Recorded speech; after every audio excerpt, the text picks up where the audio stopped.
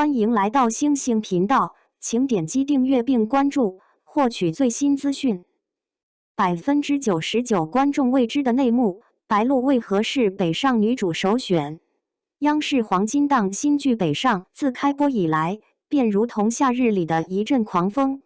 迅速席卷了整个荧屏，收视率更是一路飙升，轻松突破了3.5的大关。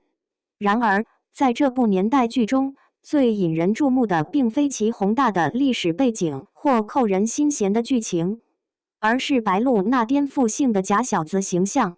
黝黑的皮肤，凌乱的短发，牙套加持的毁容式造型，将一个活脱脱的运河边野丫头夏凤华展现得淋漓尽致。导演姚晓峰在选角之初，曾对白鹿的形象表示过深深的担忧。在他看来，白鹿在古装剧中的仙女形象太过深入人心，与夏凤华这个泼辣倔强、满身是景气的角色相去甚远。然而，白鹿却用实际行动证明了自己的可塑性。在一场至关重要的试镜戏中，她素颜出镜，剪短了头发，戴上了牙套，完全摒弃了偶像包袱。她蹲在片场，大口啃着冰棍，与群演用方言飙戏，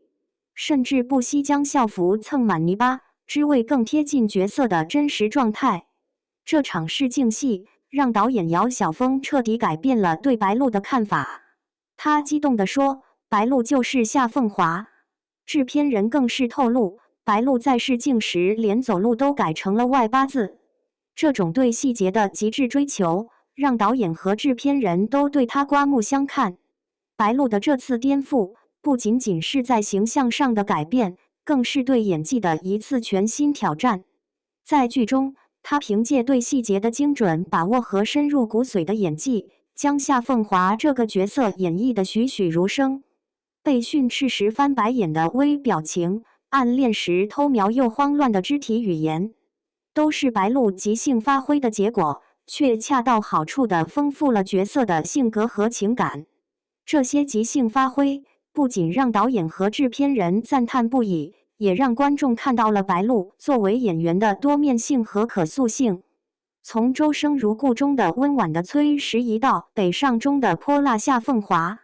白鹿用3招打破了流量的桎梏，形象自毁，演技沉浸，角色共情。他不仅在外形上做出了巨大的改变，更在演技上实现了自我突破。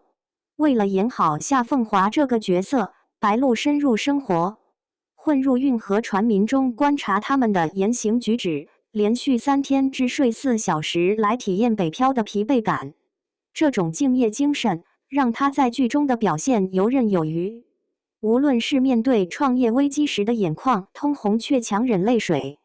还是维护古桥与开发商对峙时的少年热血与成人担当，都让观众为之动容。然而，随着剧集的爆火，质疑声也随之而来。有人认为夏凤华这个角色是硬加的女主，破坏了原著的史诗感。对此，编剧赵东玲回应称，影视化需要情感主线，白鹿的表演让虚构角色立住了。